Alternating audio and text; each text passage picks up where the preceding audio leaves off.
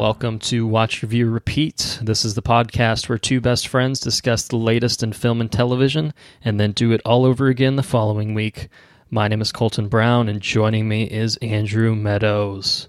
Hello. How are you doing tonight? Oh, Andrew, I'm very excited to do this episode, let me tell you.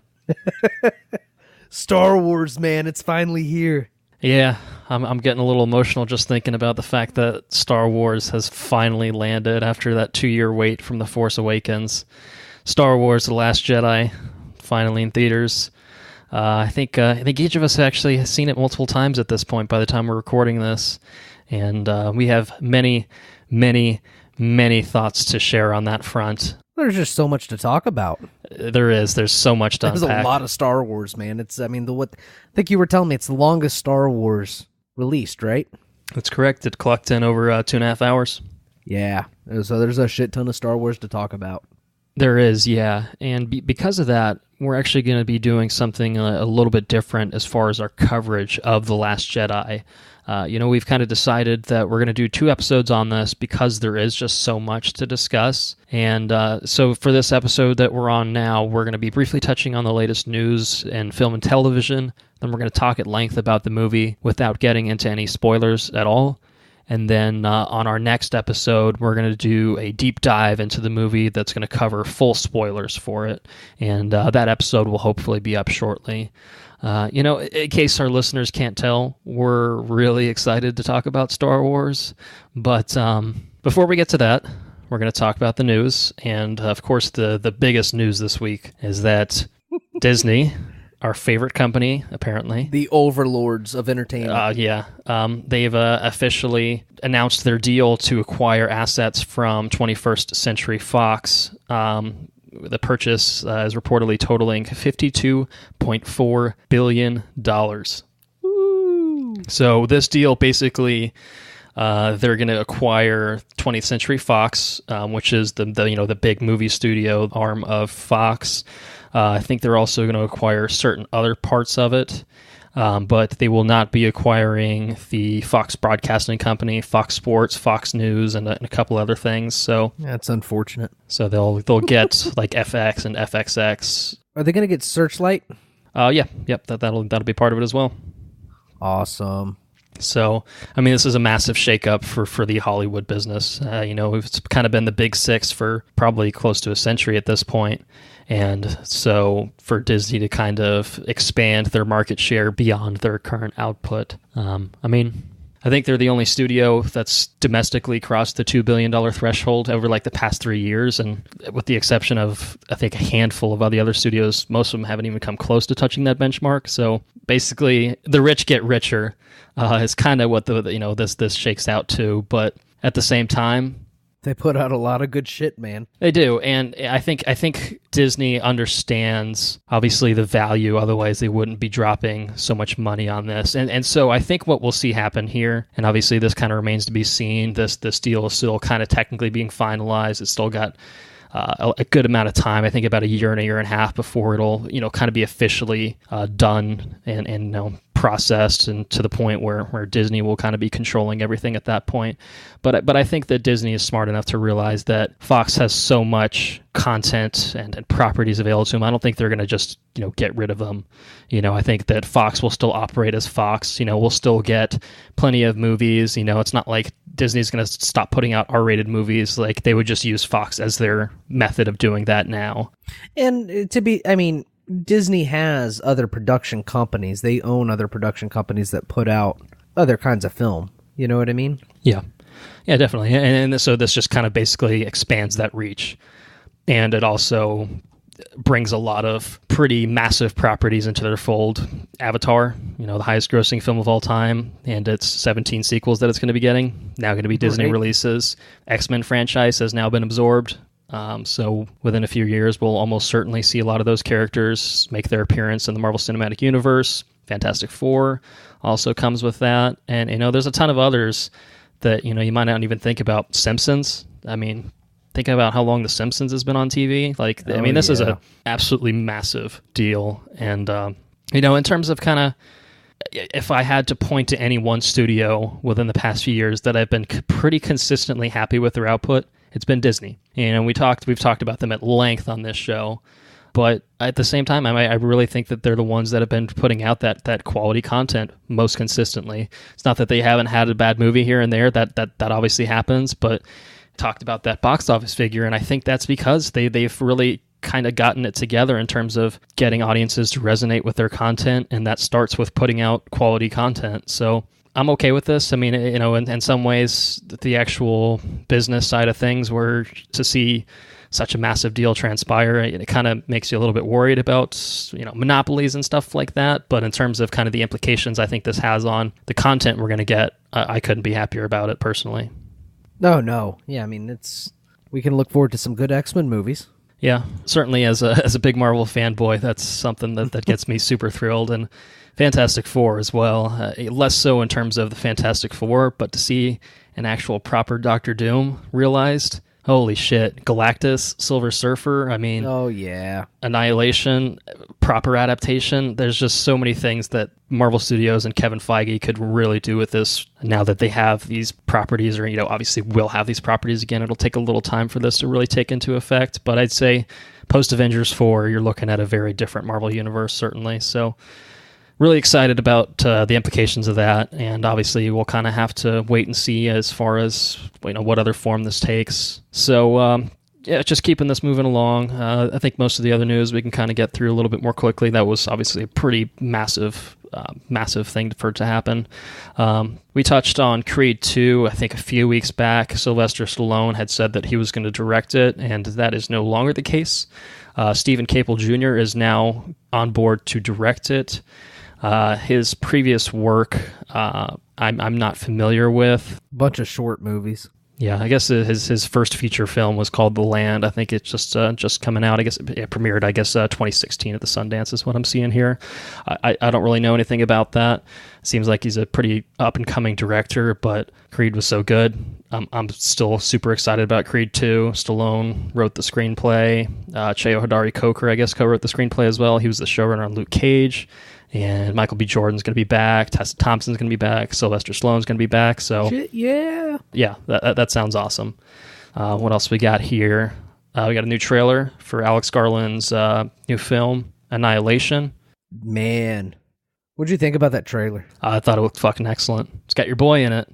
Yeah, I saw him. It's Poe Dameron. Yeah, this is actually something we talked on last time as well, I think when the teaser trailer came out, and I thought this trailer definitely set the stage a lot more in terms of the plot elements of it. But visually speaking, it looks really, really astonishing, I thought. And good cast as well. Natalie Portman, Jennifer Jason Leigh, Tessa Thompson as well. Of course, Oscar Isaac. Can't forget about Oscar Isaac. No, this looks incredible. And Ex Machina, I think we also talked about last time. What a brilliant film.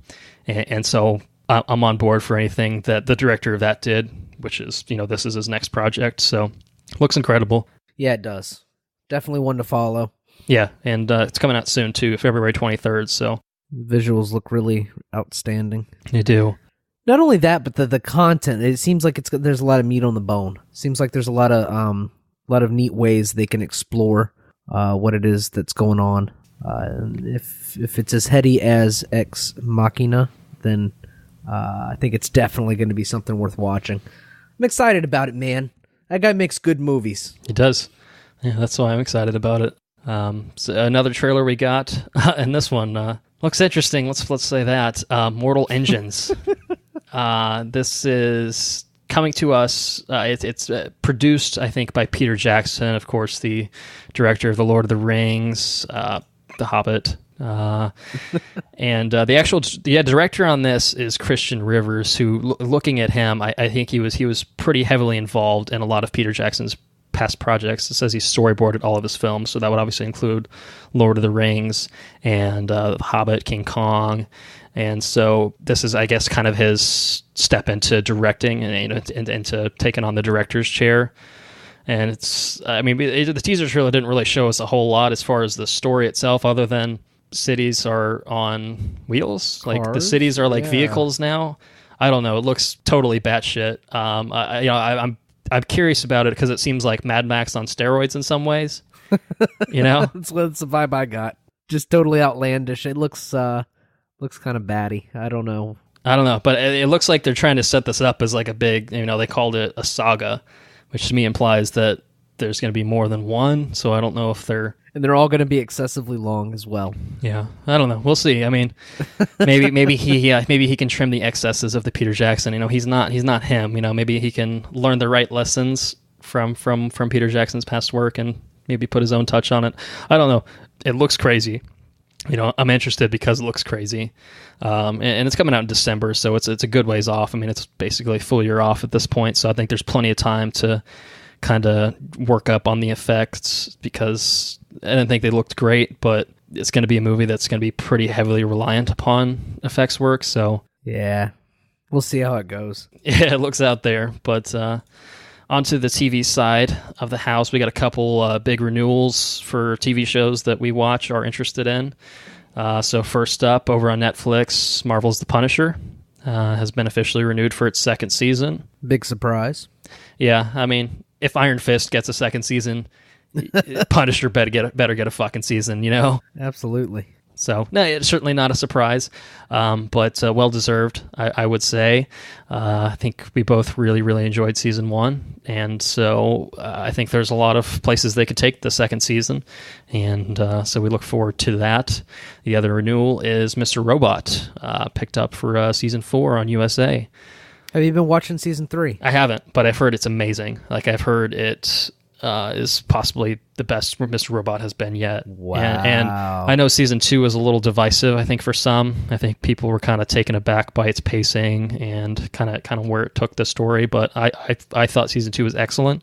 I think I did prefer Season 1 if I had to kind of stack them up against each other. No, but, I'd agree with that. But I really, really enjoyed Season 2, so to hear such positive things about Season 3 really kind of makes me excited to binge it, because it's over now. Season 3 is done. Season 3 is done already? Yeah, it aired its finale, I think, maybe a week or so ago. Holy shit. When is it up to stream, do you know?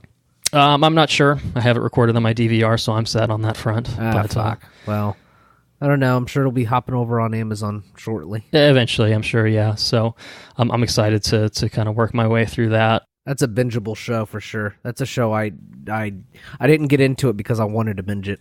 So I'm excited to hear it's over. Yeah. And that it's renewed, I suppose. But yeah. One show I'm incredibly excited about is Altered Carbon. We got a full trailer on that. Yeah, we did. This looks incredible. We talked on it last week. Interestingly enough, I think when we talked about it last week, each of us had watched different trailers. Yeah. So we were kind of talking about slightly different things, but we seemed to get the same vibe out of it. Like, fuck, this looks cool. So I went back and watched the trailer that you watched. You went back and watched the trailer I watched, and there's actually like a little building the world of Altered Carbon, little short that Netflix put up on YouTube, and yeah, I mean, they definitely put some money into this shit. It looks incredible. And the story of this looks really, really fascinating. The setting of it, it's very cyberpunk, Blade Runner-esque. Yeah. Shit, man. Like, straight into my veins. That's all I got to say about this show. It looks pretty cool, man. Looks pretty cool. Got some Total Recall. Total Recall?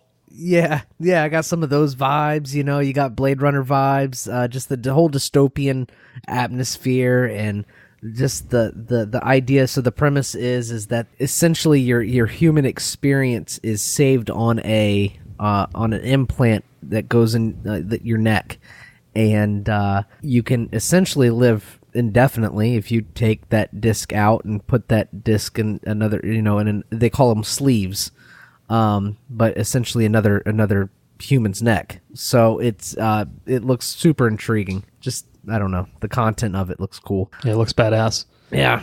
Well, it's February. It's coming out real soon. They've obviously just kind of held back a lot of the marketing for this, and now they're finally playing their hand. Do we know how long what the episode runs like? How many episodes? I think it's 10. 10 episodes? Good. I'm a fan of short runs. I like my shit to be short and concise and tell the story and then end it and leave you wanting for more. You know what I mean? I agree with that. If you had a story that takes 23 episodes to tell, fine. I don't have an issue with that.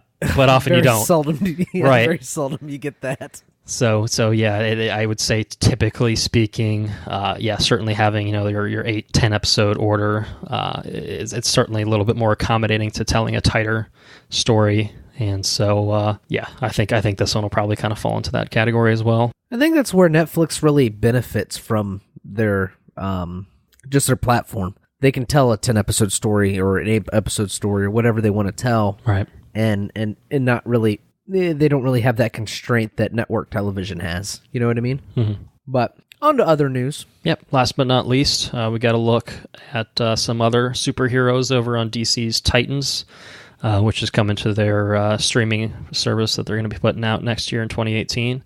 So this is Hawk and Dove, portrayed by Alan Ritchson and Minka Kelly. We kind of got a look at them in their superhero outfits. Comparing it to their comic book counterparts, looks pretty good. I feel like Dove's mask kind of looks a little wonky. Okay, good. But I did go back and look, and it's a straight adaptation of what it looks like in the comics. Obviously, certain things work better on the page than they do on the screen. But I think the actual designs of these look pretty good. They don't look kind of like cheap pieces of shit or anything like that. So I think the production design on this seems to be pretty strong so far.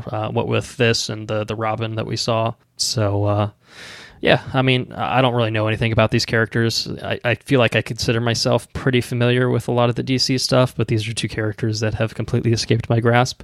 I don't know who they are. Yeah, so in terms of characterization, I don't really know how they slot into this team. I do know that I like Minka Kelly. She's on Friday Night Lights, and which I one of my favorite shows. And so that's the football show, right? Yeah. I've never seen it. It's good. It's a really good show, with the exception of one very, very poor second season. A story for another day, perhaps. But this, like I said, I think the designs on these look really solid. I'm looking forward to kind of seeing the rest of the team. I think we got Starfire that we need to see, Raven, and maybe a couple others that we'll see. So fuck yeah, those are some cool characters there. Yeah, I'm excited about this show. Of course I am. I watch all the superhero stuff that I can, but so far this is going to be the DC exclusive show, right? Right. Yeah, we'll see how it goes. I have to say I'm a little concerned. It looks like they're going to follow the DC universe as far as the Zack Snyder-ism, with everything being kind of dark, and just from this promotional art and the Robin promotional art, it looks like it's going to follow the same visual trend as just being dark and gloomy. I'm not going to glean that from a promo picture. No, this doesn't have anything to do with that universe. The creatives involved aren't really similar at all. This is coming from Greg Berlanti, so if anything, this should share more commonality with the CW stuff in terms of production design, because he's the one that's kind of been running the show for all those. Of course, Jeff Johns, the head of DC, is involved, but yeah, I see what you mean. It's kind of just got a smoky background, kind of, it's darkly lit. And the Robin one looked the same, right? Yeah, it's consistent between the two, but I don't promo pictures are one thing. I think I'll wait until I see actual footage before I make that determination. Yeah, we'll see. We'll place bets. Okay. Place bets. All right, my bet is that it will not resemble... You think it'll be more CW-isms than Zack Snyder-isms? You think it'll just be a little bit more lighthearted? Yeah, I'd say so. It's the Titans. It's not fucking Murder Man and, neck snapping man? Is that what you're saying? Well, I was talking about Batman, but yeah, Superman likes to murder people too, apparently. So yeah, sure he breaks people's necks. That's fine. Execution style. Mm-hmm. Perfect. So that's it for the news this week. It's time for the Jedi to end. Fucking Star Wars, man. Fucking Star Wars. Man, I've been waiting. Rogue One was cool and all, and it had a really cool scene. Not to denounce Rogue One, because I think it was great, but another fucking installment in the Star Wars for just, anytime Star Wars comes out, I get hyped. But Force Awakens left a big enough impact on me to where this sequel is just, I'm pumped about it. There's so much Star Wars we'll get to talk about tonight, and I am super excited. Basically picking up where The Force Awakens leaves off pretty much exactly. It left everyone in kind of such an interesting place that you couldn't not be excited about what the potential for this movie could be. I'll touch on that a little bit more in a minute, but I don't think it really needs explaining what Star Wars is. This is Episode 8. Yeah, I mean, honestly, I feel like to this point, the sequel trilogy, obviously just now, which is now 7 and 8, I mean, I think you could get away with watching just 7 and have a pretty good fundamental understanding of what's going on. That's the whole idea, right? Right. It kind of basically introduced a new audience, a new generation to Star Wars. And obviously, it certainly paid a lot of respect toward its past, to the series past, but, it set it up in a way that, you could jump on and not feel totally lost. Of course, that's not the case here because it's so reliant upon The Force Awakens, but, I think because The Force Awakens did such an excellent job of really kind of setting the stage that, yeah, I mean, hype levels, as I mentioned at the end of last episode, reaching critical mass, and it's been a hell of a journey to kind of just witness this movie and kind of unpack everything. And so, yeah, I agree. I'm very excited to get into that in a little bit more detail. Well, a lot more detail later, actually. So this is coming to us from Rian Johnson. This is his first Star Wars movie that he's done. He in the past has done Looper, as probably one of his big movies that I really enjoyed. Brick, and he worked on Breaking Bad for a couple episodes. Last season, Ozymandias, it's kind of touted as one of the best episodes in the series, and it is. It's bringing back everyone basically from The Force Awakens with a couple new additions to the cast. So Mark Hamill gets to speak in this one. Carrie Fisher, of course, in her last performance. Adam Driver, Daisy Ridley, John Boyega, your boy Oscar Isaac. That's it. Doomhall Gleeson. Doomhall Gleeson is back.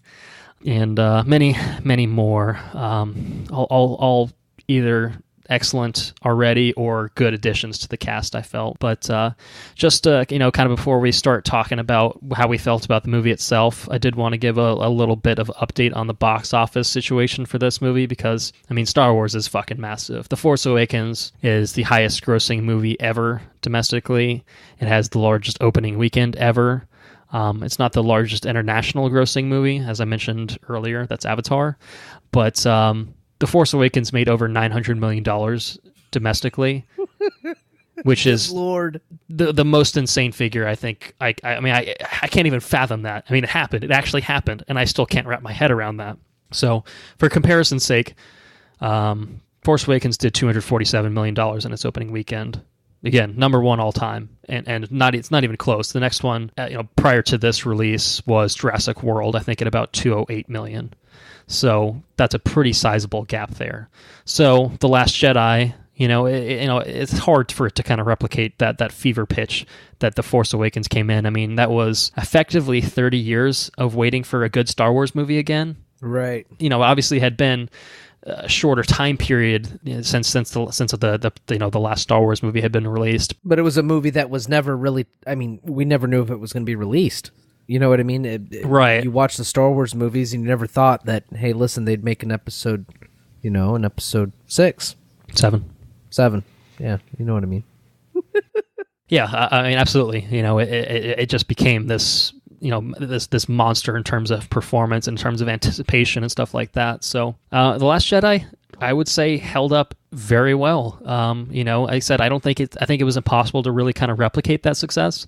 But it checked in at $220 million for its opening weekend. Which is outstanding. So it's, slightly off the mark from The Force Awakens, but I think when you put it in perspective, that is amazing.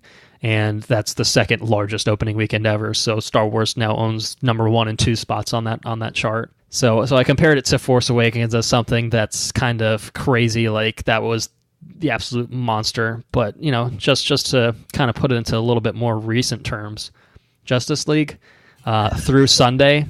I started laughing. I don't mean to cut you off, but I started laughing as I was perusing the notes as you were talking about, the stars of the movie, and I read your notes, and I don't know if you heard me giggle or not, but you go ahead. All right, so this is a fun statistic, and it is beating a dead horse. I realize that, but it's too good to not point out. So Justice League came out on Friday, November 17th. Through its domestic box office run as of Sunday the 17th, which, I mean, you do the math on how many days that is, it had grossed $219 million. Its entire domestic box office run. In 3 days, Star Wars The Last Jedi has topped the entire box office domestic run of Justice League. You know, to be fair, I think that's more indicative of, well, what the fuck happened with Justice League, more than it is to say that The Last Jedi just overperformed like crazy. It's just, holy shit. I mean, the divide between those two is insane. This is on pace, obviously, to be probably the biggest movie domestically for 2017. And for comparison's sake, the number one grosser domestically for 2017 thus far is Beauty and the Beast at $504 million. So within 3 days, it's almost halfway there. Yeah, no problem. So, yeah, again, it's not going to be Force Awakens type crazy levels of success, but it's still going to get crazy levels of success is what I'm saying. So that's kind of where it stands. Obviously, the response to that was pretty positive in terms of people turning out. Critically, very well received as well. I think it's chilling at around 93% on Rotten Tomatoes last I checked. Audience reaction is a little bit more polarized, actually, interestingly enough. So I guess this is a good time for us to kind of weigh in on how we felt about it. So I think I mentioned earlier that we all seen it multiple times. You've seen it twice now, right? That's right. Yep. Okay. So, yeah, I mean, just from the top, I mean, you know, you've had a couple times to see it. You've had a little bit of time to kind of process everything. How would you say you feel about The Last Jedi? I think if you walk into it just strictly as a film, how is this movie made? Is it well made? Is it well written? I think it's an outstanding movie on its own merit. I think for someone like myself, when you walk into it, just because of, I don't know, I don't want to say I'm a Star Wars expert because I'm certainly not, but... You're certainly a big fan of the franchise. I mean, yes, I mean... You probably can't count the amount of times you've seen at least the original trilogy, I'd imagine. No, definitely not. I've read, 2 books. So, I mean, I'm well-versed in Star Wars. You're certainly more than a casual fan, I would say. Yes. So when I go and watch it the first time, there's a lot for me to process because I'm thinking about these characters on a much different level than probably you're just, you know, you're very, you're a casual movie-going Star Wars fan. You know what I mean? I'm not a casual fan of Star Wars. I'm a little bit more beyond that.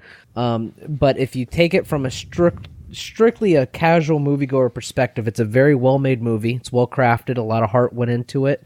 The cinematography is fantastic. It's great. It's a beautiful movie to watch. John Williams nails the score. It's an incredibly well-made movie. So when you tell me that it's scoring out at a 94% on Rotten Tomatoes, I fully agree with it just because of the excellent movie that it is.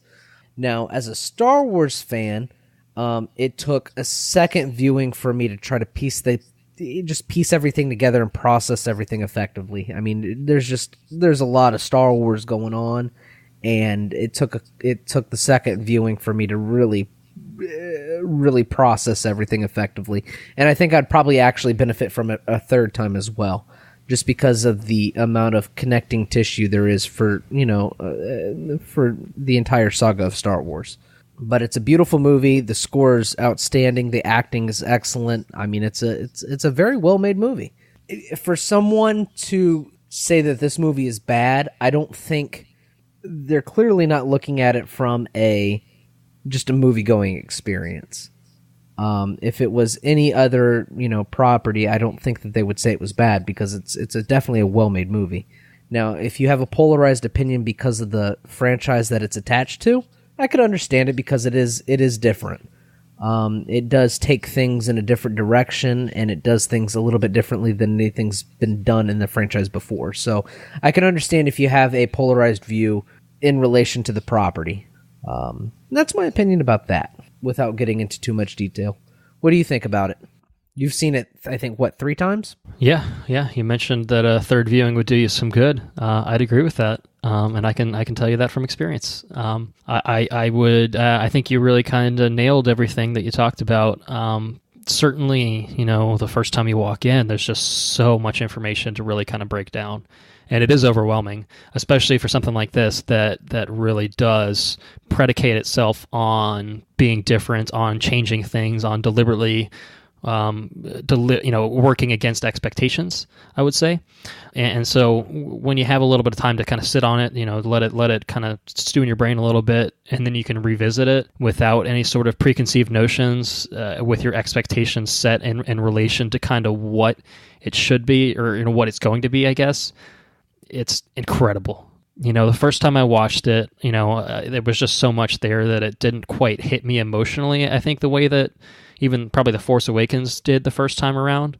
But by the second time I watched it, it was getting me choked up and teary-eyed at certain moments in there. And for me, I'm a huge Star Wars fan. I'm a huge Star Wars fan. I guess I haven't read everything in the new canon or anything like that, but, I've watched these movies countless times, even the prequels. The cultural zeitgeist that Star Wars is. I mean, it just enraptures me, and so I just get unbelievably excited about these movies coming out. And this one, I think, the first time, don't get me wrong, I really enjoyed it the first time. I just don't think that it kind of landed the emotional impact until I could properly absorb it. And so that second viewing, and by extension the third viewing, since that was just kind of another refined viewing experience, it just hit all the emotional beats that I wanted out of it, and it did it in a way that was unexpected, and I appreciate it even more for doing that. Because I would say that The Force Awakens, if we kind of had to put it as such, and this is not to denigrate The Force Awakens, which I lovingly adore wholeheartedly, it's comfort food. At its core. Oh, no, without a doubt. It deliberately preys upon the nostalgic aspects in terms of catering towards fans of Star Wars. But it brings more than enough to the table to get people that don't have that nostalgic sensibility. It brings enough to get them on board with the franchise in terms of its characterization. A lot of super fascinating, well-told characters, and well kind of mapped out characters. Rey struck a massive chord with me. I mean, I adore Rey. I've got a painting of Rey literally sitting up on the wall in my living room. I've got a painting of the X-Wings kind of flying over the waters on Takodana from The Force Awakens. So that's an awesome picture, by the way. Yeah, you've got a few of your own sitting up in your man cave.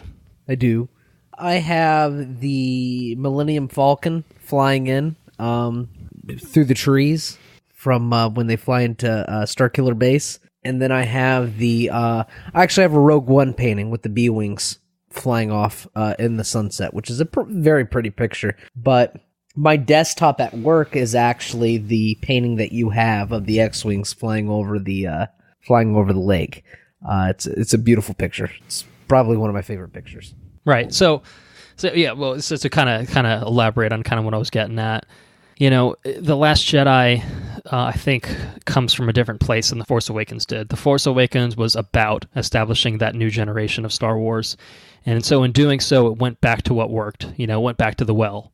And that's not a criticism of it. That's just a statement of fact, is that it revisited old plot elements and kept it fresh by introducing new characters to play within those plot elements. It wasn't a wholly original movie, but it did everything so well that in spite of its lack of originality, I still think it was a rousing success. And I think that The Last Jedi, by comparison, is far more interested in exploring new aspects of these characters that I've introduced, but also in kind of pulling away from that familiarity and pulling away from the nostalgia. And not that there's plenty of that. There's certainly a good amount of fan service in this, but it's not. It's much more subtle. It's not fan service in the in-your-face way, I think, that Force Awakens really kind of did to gain its goodwill. I would say that The Last Jedi, it still has, I really feel like it has the same plot beats as Empire Strikes Back, and I really feel that it's just much more subtle in delivering those same plot beats. And we can expand on that later, in my opinion on that, but I think that it does a good job of taking things in a new direction as far as the canon goes, but I think that the core of the story is very much a retelling of Return of the Jedi and the tone of the film and everything else. So I think that, like I said, I think it's just much more subtle in its delivery, whereas Force Awakens is much more deliberate in delivering those plot beats. You know what I mean? You just said Return. Did you mean Empire? What? Did you mean Return of the Jedi? No. I meant Empire Strikes Back. I'm sorry. All right. Just clarifying. Yeah. No. I'm sorry. I'm 4 beers in. So that's what happens.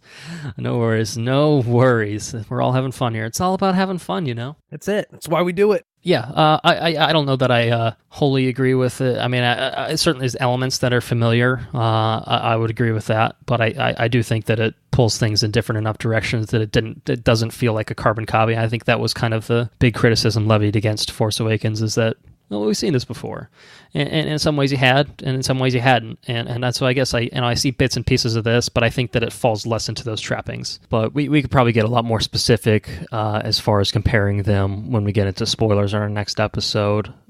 So in terms of non-spoilers, what I find fascinating about kind of what Rian Johnson chose to do with this. And, this kind of ties into what I'm saying in terms of kind of differentiating it from what came before. I found a quote here from I think when Vanity Fair ran their cover story on The Last Jedi. This is directly from Rian Johnson, the director. He says, quote unquote, "I saw it as the job of this middle chapter to challenge all of those characters, in context, of course, being the characters from The Force Awakens. Let's see what happens if we knock the stool out from under them. I started by writing the names of each of the characters and thinking, what's the hardest thing they could be faced with?" And I think that's such an interesting way to take these characters. And I guess, to kind of pull it to your Empire comparison, certainly that is the darkest chapter in terms of the original trilogy, in terms of where the characters go. You've got Han basically dealing with carbonite freezing and then kind of leaving it in a very dark place for him. Luke kind of discovering that Vader is his father and reconciling that with kind of everything he's known up until that point. Obi-Wan has lied to them, even though he claims it was true from a certain point of view. Right, you piece of shit. But it's a Empire certainly, it's a far cry from what came before in terms of, New Hope kind of ends on a pretty happy resolution, whereas Empire leaves the characters in a pretty fucking dark place. And I don't know that this necessarily does exactly that, but it certainly takes them on journeys that let them adventure to dark places, and whether or not they kind of work past that, varies, and that's something we'll elaborate on. But I think that was a really smart way for Rian Johnson to kind of take this, is to kind of bring them through the trials and tribulations that can impact their characterization in new and different ways, and really kind of set the stage for an episode 9 that, has a very delicate job to do in terms of really kind of bringing everything home, bringing everything full circle. And so purely in terms of this movie, though, I was very happy with, I think, a lot of the arcs that the characters went through. No, they were outstanding. I thought that this movie continued the precedent that Force Awakens set down in terms of characterization, and it really kind of doubled down on that. And I think that, some maybe had better stories than others, or at least in terms of my preference, I liked more stories than I liked other ones. But I think that everyone at least was given some due. They were given some attention, given some respect. Certainly the principal 4 characters, Rey, of course, Finn, Kylo, Luke Skywalker, and then Poe. Poe gets a big expansion, certainly well beyond what we got in The Force Awakens. So I guess that's 5. I meant Poe as one of the big 4, but Luke gets a big arc here too, so it's really 5. Fuck you, Poe. Is that what you're saying? No, Poe was actually what I meant to put as my number 4, and then I was going to add Luke as the addition to that, because Luke was in Force Awakens for all of 10 seconds. But that's what this movie does, though. It does a great job of encapturing there's a lot of characters to try to cover, and it's an ensemble piece. It's not about your Luke Skywalker, and I think Luke was very much your central protagonist, and the original trilogy, and Han and Leia were obviously very important characters, but I think it really was absolutely about Luke's journey from farm boy to Jedi Master. And that's not the case in this. No, not at all. I mean, it's about Rey becoming potentially a Jedi, Finn reconciling his past with his present, Poe kind of overcoming, or at least kind of understanding how his ways can not perhaps be in the best interest of everyone involved, and then Kylo really kind of struggling with his internal conflict of, good and bad. And even your core characters from the original trilogy, they're still present. They're still following an arc, So it does a really good job of encapturing all of the characters and pushing everything forward. Yeah, I agreed. And the only thing that I would mention on that front as something that I think probably kind of, I don't know, it didn't negatively impact the experience for me, but I think that, as I mentioned, I think that certain character arcs are just more interesting than others. I really, really liked Rey and Kylo's arcs that they go through. Poe, I think, really has a fascinating arc in the sense that he actually has an arc this time around. I found those three more enjoyable to view their arcs than I did certainly like Finn. Which isn't to say that I didn't enjoy Finn as a character. I just thought that in terms of characterization, in terms of the plot that they are involved in terms of the progressions that they go through, I just felt that the other characters were better serviced than someone like Finn. And so I think that's, if I had to point to something that for me, for a movie, because it's ensemble, the very nature of it involves them jumping from story beat to story beat to story beat and kind of hopping around. It's not so linear in its progression. It has to kind of keep you interested by giving you a little bit with this character, jumping to the next character and kind of, working its way back around. And so I found myself thinking maybe the second part of the movie, the second act or so, the pacing didn't totally work for me. As you mentioned, it's a long movie. It's 2.5 hours long. And I just kind of felt that sometimes I was like, I want to see what's going on in the other side of the universe right now. I want to see what's happening here. I'm more invested in their story than I am in this story. And I didn't dislike any of the storylines here. I just think that in terms of the overall completion of their arcs and in the moment, I just kind of felt like I'm more interested in that other character, and that's just probably down to preference. I'd say. I think that in general, I think from what I've seen, people do agree that Finn's plot line is probably the weakest of any of them. But I don't know. I don't think it's weak. I think it's good. I think I just like the others more. Yeah, they're definitely a little bit more intriguing for sure. Right. There's more to be had with their storyline other than... Right. And I mean, Finn got an excellent arc in The Force Awakens too, so I think that's part of it as well, as it kind of feels like, he had a massive amount of growth in that movie, and this one he has less opportunity, I guess, to really kind of branch out beyond that, because he's already kind of had this massive journey, whereas certainly a lot of the other characters were left in more interesting spots. And so naturally they have just more naturally interesting storylines to kind of track. But beyond that, a lot of comedy in this movie. I thought it worked. I've also seen that as a pretty common complaint, that it felt a little Marvel-esque, but I don't know that I totally agree with that. I think that a lot of it landed for me.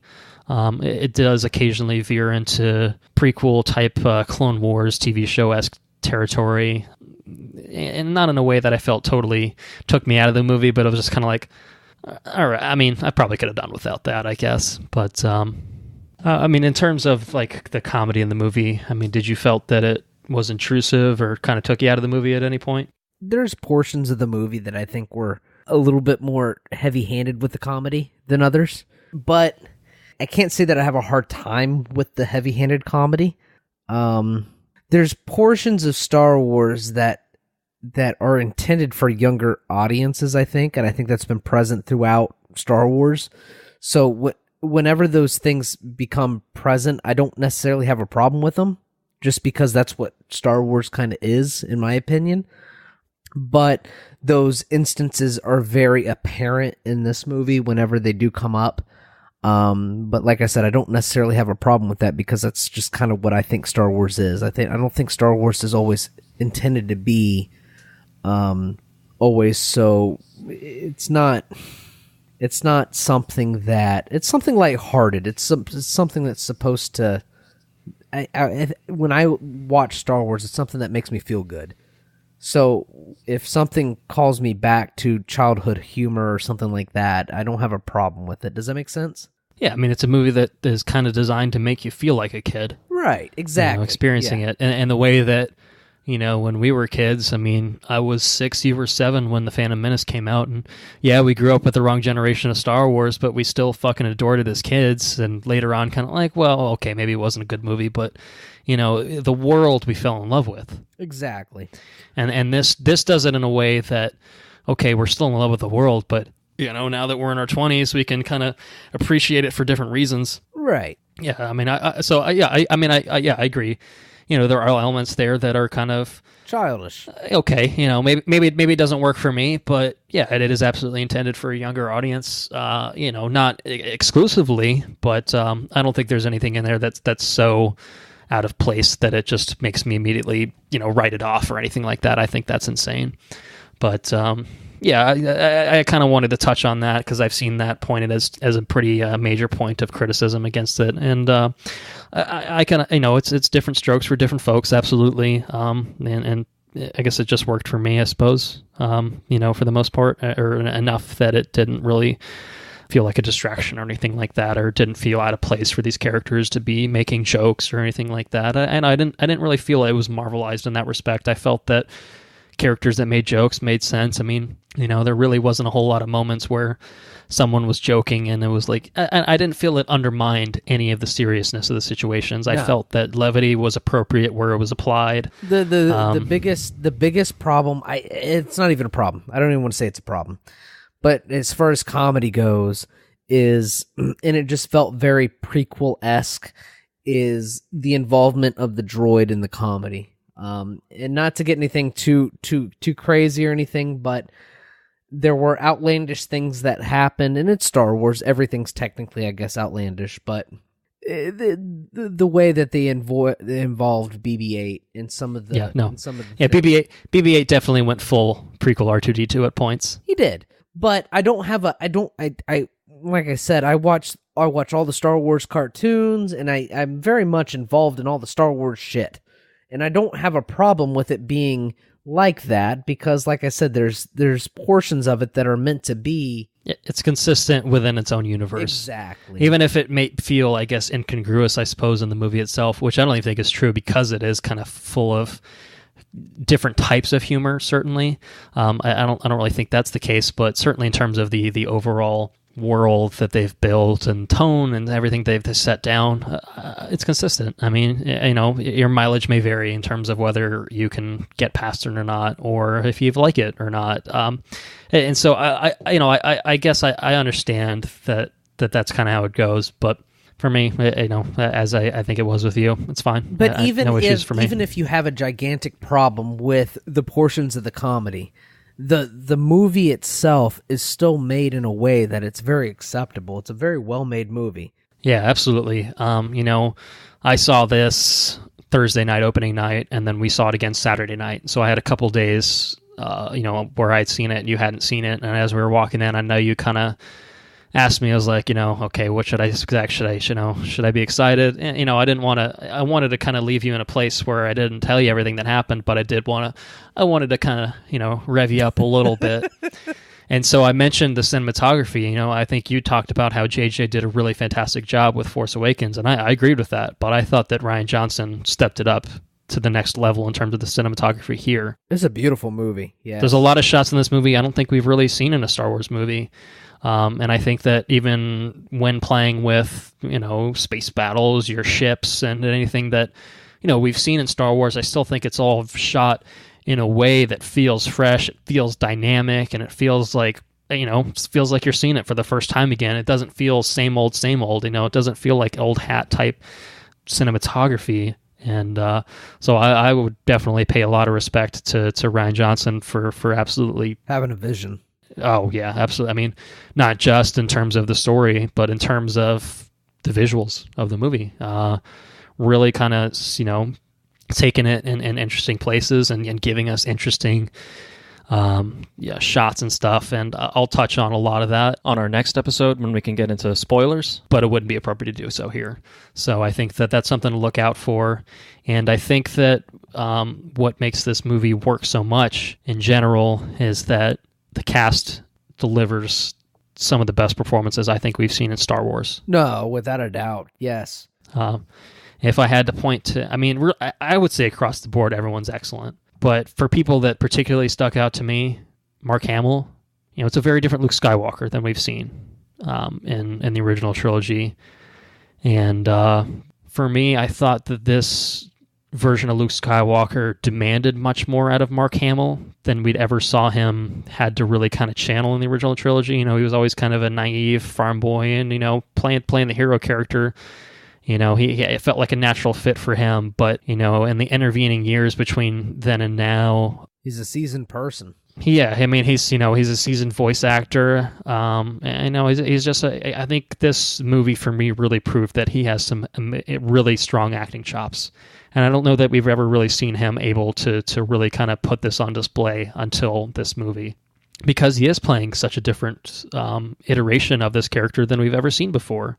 There are moments where he kind of, you see him slip back into, kind of that old Luke feel. But, this is kind of an old broken man is kind of what he is really fundamentally portraying. And he does a beautiful job of it. Absolutely. I think every bit his equal, Adam Driver as Ben Solo, Kylo Ren. For me, of the the younger cast of the new generational characters, I think he's the strongest performer for me. And I think he does get probably the strongest material to work with as well, so that obviously helps in that regard.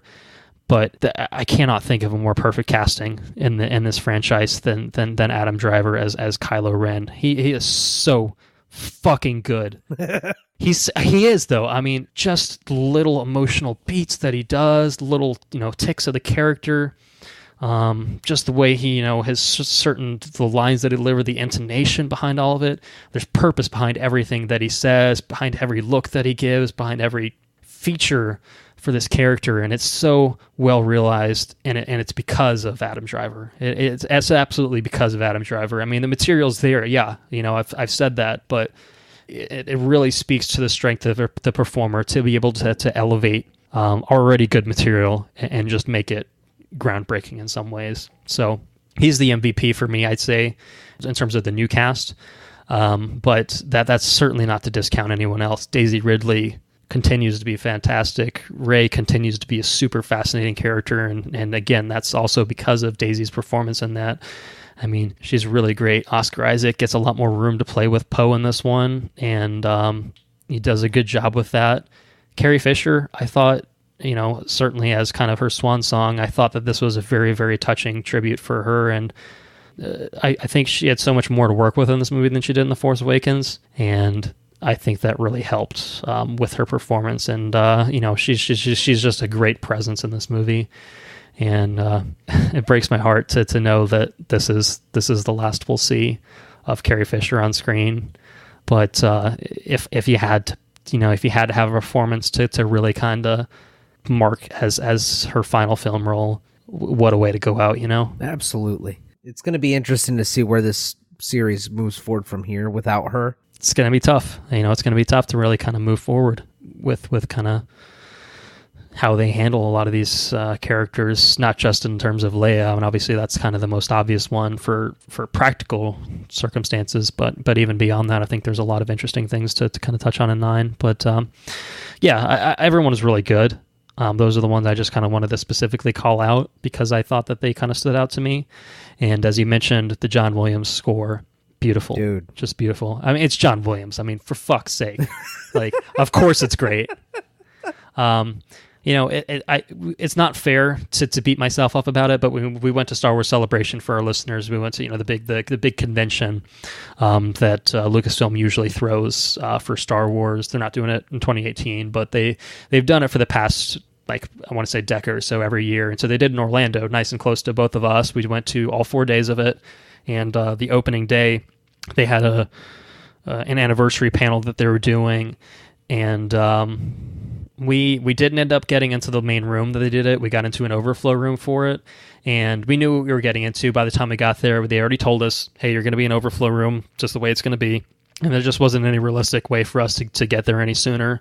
And I don't know that we were really willing to do it either. It would have meant sleeping on a very uncomfortable concrete floor for 12 hours, which for the record, we did do the next day for the Last Jedi panel, and we didn't get into that one either. So anyway, my point being that, we didn't get into that room, and there's no circumstance in which we really would have done it based on kind of how we handled it. But the man himself, John Williams, literally was a surprise appearance.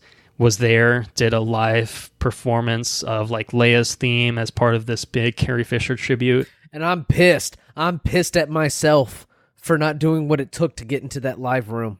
So we knew what we were getting into. We knew that we wouldn't get into that, when we even walked in the door at like midnight or so. But at the same time, we learned our lesson, like, don't take any chances. Like, we're you go balls to the wall or you don't do it at all. It's just really kind of the way to do it. We got severely scorned. We lost our chance to listen to him live. If there's even a 1% chance that John Williams shows up, you take it as an absolute certainty. You take it as an absolute motherfucking certainty. That is right. So we didn't get to see him. We got to see him perform on like a theater screen, and it was an amazing performance and a really cool panel as it turned out. But we just kind of played our cards wrong, and it's as simple as that. It's nothing that we could have. We could have handled it differently, but that's the way we planned it. We didn't get screwed. We just kind of inadvertently screwed ourselves. But my ultimate point being, apologies for that tangent, John Williams is one of the greatest composers of our time, if not the greatest composer of our time. And this is consistently excellent work, and it's excellent here, both in terms of bringing new elements into the fold and also kind of folding in old elements, not just in terms of what The Force Awakens, Rey's theme, particularly for me, is something that I think is one of his better works. Certainly one of the best things from The Force Awakens in terms of the score, but in general, I think that it stands with the greatest that Williams has put out in terms of Star Wars. So we get a little bit of that. We get the Jedi Steps theme, which we saw at the end of Force Awakens. And then we get reprises of March of the Resistance, the First Order's theme. And so we get little bits of that folded in because it's still part of this new trilogy. But then we also get little elements. There's a callback to the Millennium Falcon versus the TIE Fighter sequence from A New Hope, which just kind of comes in unexpectedly, and you're like, oh fuck, and so it just hits you immediately because that's where it's more subtle about hitting those nostalgia buttons. It's a little subtle musical cue that you're not ready for it, you're not expecting it, and then it hits you, and you're like, it just the feels come forward. It's much more subtle in its delivery in every aspect of nostalgia. In storytelling, as far as you can take it as a. And I might be going off on a tangent, but it's much more subtle in the way that it delivers its storytelling in regards to fan service, and it's much more subtle in the way that it delivers the emotional response that you get from that fan service. Does that make sense? Yeah, no, I agree. Not to say that you don't get anything from the new characters, because you certainly do, but I feel and that's where I feel combative to diehard fans that are downing the movie, because I feel like the fan service that it delivers is much more rich and much more just much more fulfilling than the fan service that we got in The Force Awakens.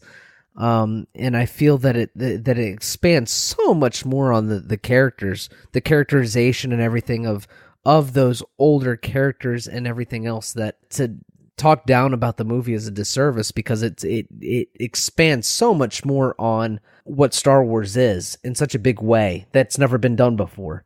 And it's, I don't know. I think it's an outstanding movie. Yeah, I agree. I 100% agree.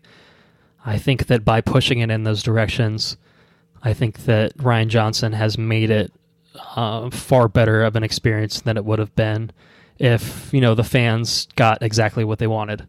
It takes the characters in different, sometimes darker directions, and sometimes maybe upsetting directions, certainly compared to your expectations, but I think that's a brilliant maneuver to play against type, to really kind of work against what you expect out of it. And I think that it doesn't do it in a way that's disrespectful to the saga. I think, and it does in a way that feels very natural for where the characters have evolved to. Instead of, certainly if we're going to point to one character as an example, Luke, I mean, it's been 30 years since the original trilogy. Why would Luke be exactly the same character that we saw him last time? Why would Luke, and this is purely from The Force Awakens, someone that has literally in the opening crawl says Luke Skywalker has vanished. Why would the hero that we saw vanish? There's got to be an explanation for that. I feel like everything that we see in this movie is it's a natural extension of what came before, of what JJ put down in The Force Awakens. And yes, it is Rian Johnson's interpretation of where these characters would go, but I think that it felt like a perfect fit, and I think that Rian Johnson's a perfect fit for this franchise, and as an extension, giving this man his own trilogy. Good call. Good on you, Kathleen Kennedy. Good on you, Lucasfilm. I cannot wait to see what that comes out to. But anyway, recommendation time. I think it's pretty obvious here. See it in theaters, man. Like, there's no question about this. It's fucking Star Wars. If you haven't already seen it, of course. I mean, $220 million in this opening weekend. I'd say there's a good amount of people that have already seen it. And if you haven't, absolutely see it. IMAX if you can. I mean, it's a visually stunning movie that demands a large screen sound format. Design alone, go see it where there's some fucking speakers, man. You got it. I mean, that's the only way to properly experience Star Wars initially.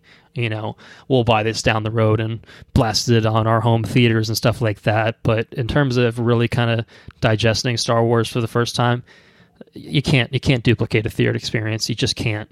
And it's an absolute necessity. So that's I think where we both stand on that. So we're gonna do a little list wars action here. We're gonna do our series ranking right now before we get into spoilers. And I just to preface this, I kind of want to put this here because I feel like this establishes some context for kind of, if you're listening to this, if you've made it to this point, you maybe haven't seen The Last Jedi, but you've probably seen all the other Star Wars movies, or at least a good amount of them. So this is just kind of, we'll kind of show you where this slots in terms of the other movies. So if you have thoughts on those other movies, if you tend to agree with us, then you might agree with us on this. If you really disagree with us on our rankings on the other ones, well, maybe you might feel differently, but at least it gives a little bit of context, I think, to kind of how we felt about this and relationship with the other Star Wars saga movies. So do you want to do this? I think we'd go one for one. One for one? All right, so let's start at the bottom of the pack. We'll make it interesting.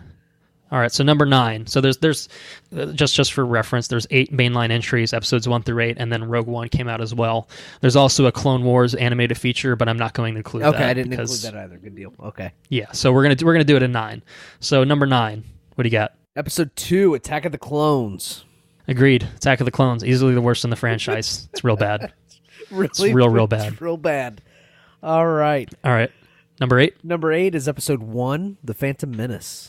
Concur. It's better than Attack of the Clones. Still real bad. Number 7? Episode 3, Revenge of the Sith. Yep, absolutely agree. It's better than the others. Still pretty bad.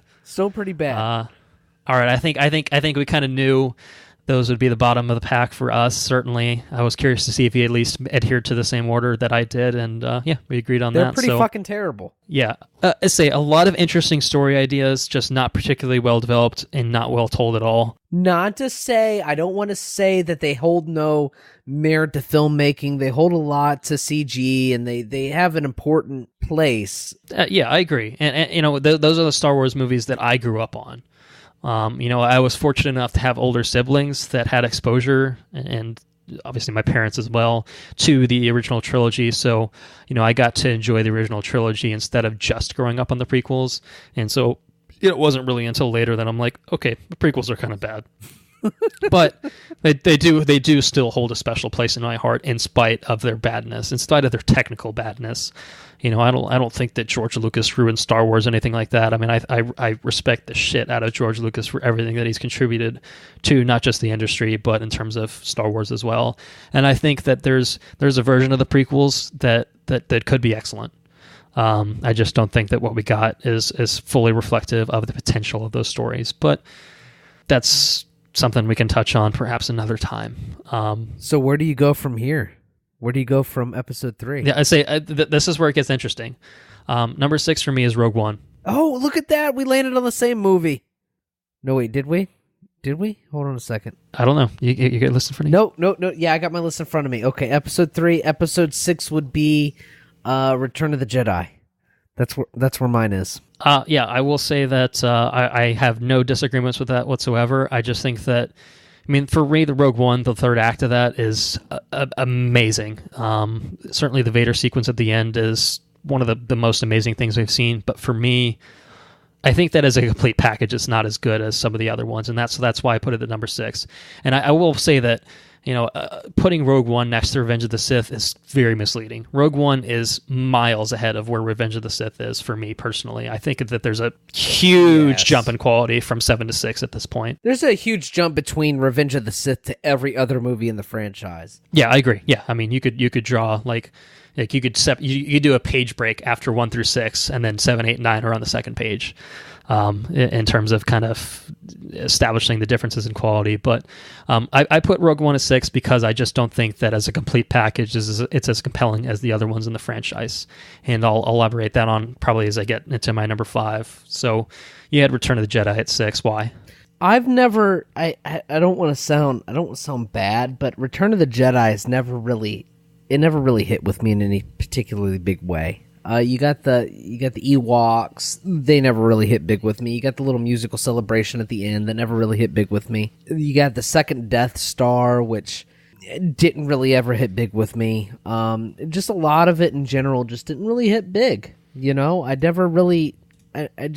You have the whole intro sequence with him going into Jabba's palace and doing the thing on the plank, he walks the plank and goes to jump off, and it never, don't get me wrong, I like Star Wars, I think it's great, he's got the green lightsaber, and it's cool and all, and Luke Skywalker comes back as a badass, and he's all Jedi and stuff, but it just never, for some reason, it never quite hit as hard as any of the other Star Wars movies, and that's pretty much, it might be it's been a while since I've watched it in its entirety, so it might not be entirely accurate compared to the other movies because I've seen those all recently.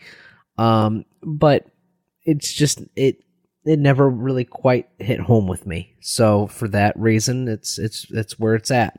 Okay, so what's your number 5 then? Number 5 is Rogue One. I figured as much, but I wanted to get confirmation of that. So Return of the Jedi is number 5 for me. And the reason I put it there is because I think it's a very good exclamation point to the original trilogy. On its own merits, I think Return of the Jedi is kind of weak in terms of what it brings to the franchise.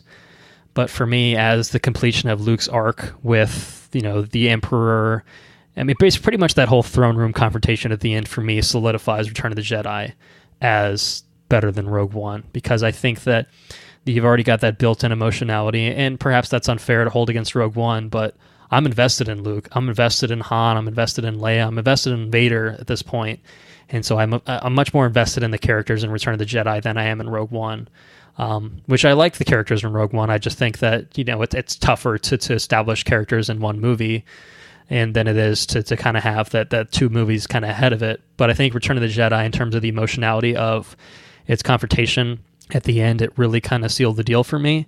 But in terms of everything else, it does kind of, the Jabba's palace stuff is way, way too long. It overstays its welcome by quite a bit. And the second Death Star sequence, it's samey, but it's still a really good space battle. Yeah, it's really good. Yeah, no, it's good. And the Battle of Endor, Ewoks are whatever. I don't mind them too much, but it's certainly not what the other 2 in the original trilogy were. So that's why it's 5 for me, and that's why it's above Rogue One. And I think your reasons are very valid. And I kind of weighed whether I should put Rogue One above Return of the Jedi, but I just thought in terms of emotionality, it had a better landing spot for me. See, I did my list based on films of their own merit. Yeah, so that's why I wouldn't disagree with you there. And that's the way I built my list. So I put Rogue One there. I thought the characters were I thought the characters were really well made. I thought it did a good job of taking things in a new direction. You got a new droid, you got K2SO, and there's a lot of humor there, and you have new characters that you don't have force-wielding characters, but you have characters that recognize the Force, and it's a whole new direction. Plus, it brought characters in that were strictly from an animated series and brought them to the series, and I thought it did a good job of conveying, just that sort of consistency between the characters of an animated series to a feature-length film or live-action film. I thought it did a good job of that. And there was of course there was the Vader scene at the end of it, which was absolutely incredible. And I thought it did a really cool thing that I don't think I've ever seen in any other movie, where it literally hands off from one movie to another. I thought that was incredible, the way that they literally pieced these two stories together between A New Hope and Rogue One. And it was, I don't know, I was blown away by the way they did that. Yeah, no, I agree. I mean, Rogue One sticks the landing like no other movie. Yeah. And I just wish that the first two acts felt equal to that, because it just takes a while before it gets there. Absolutely. But once it does get there, it's fucking phenomenal. So if it had maintained that quality consistently, it would certainly be higher up on my list. But back to the list, number 4. What do you got? Episode 7, Force Awakens. Me too. Oh, look at there, dude. We're the same. Holy shit. We do seem to have pretty similar opinions on these things. A really good welcome back.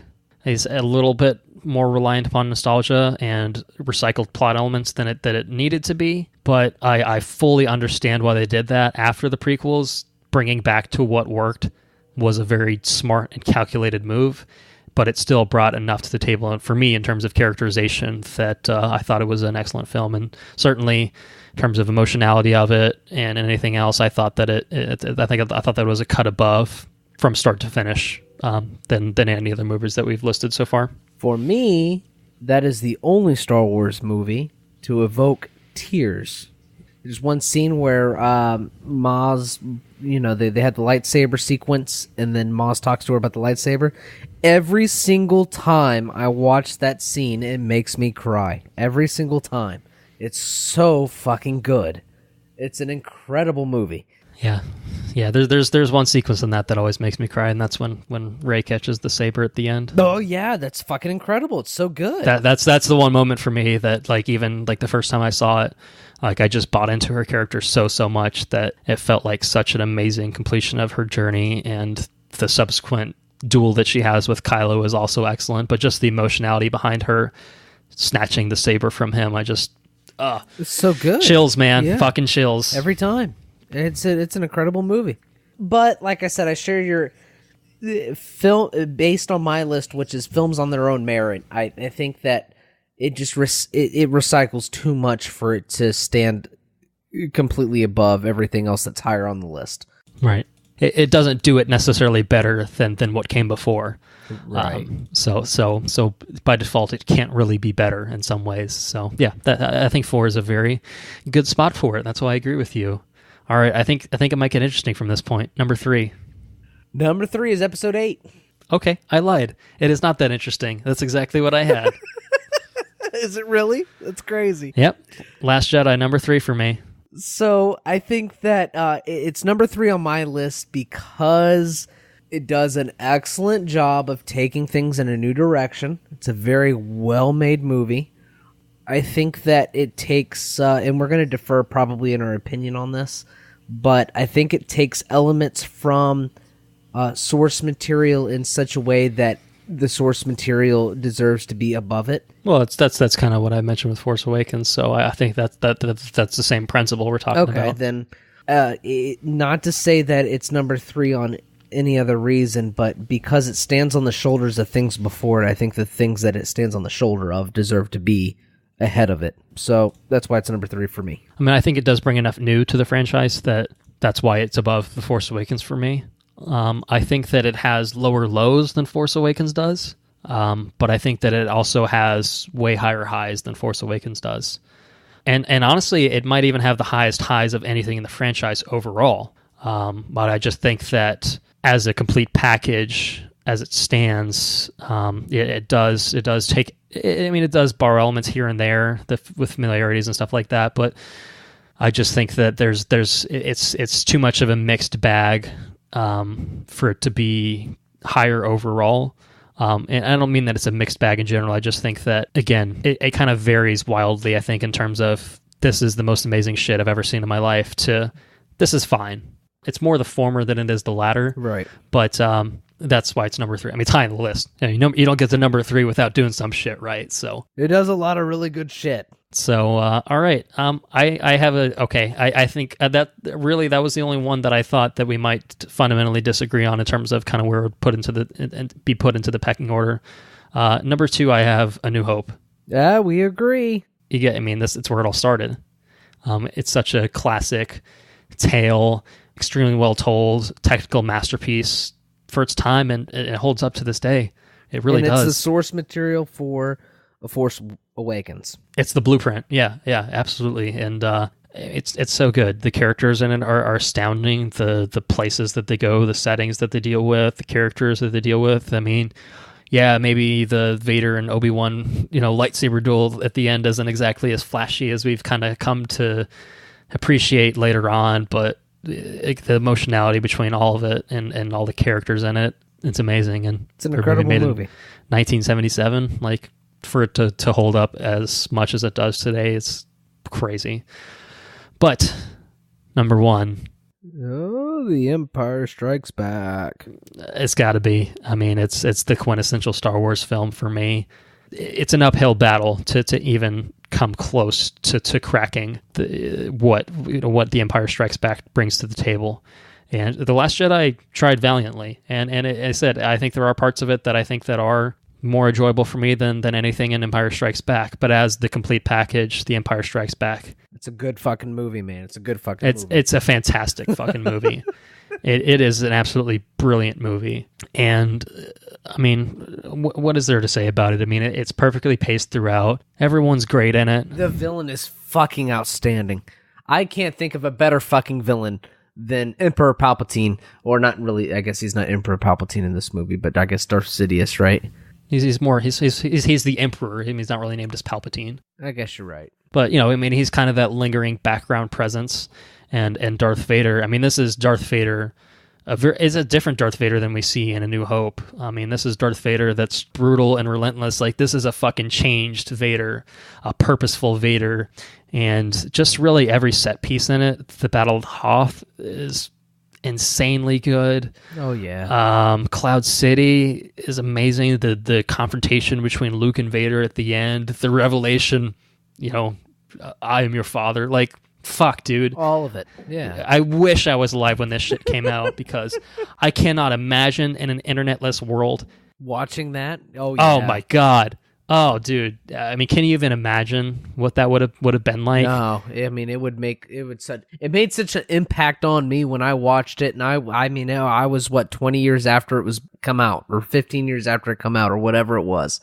It's an outstanding fucking movie. I mean, it holds cultural precedence over a lot of other shit. I mean, it's held a lasting cultural impact.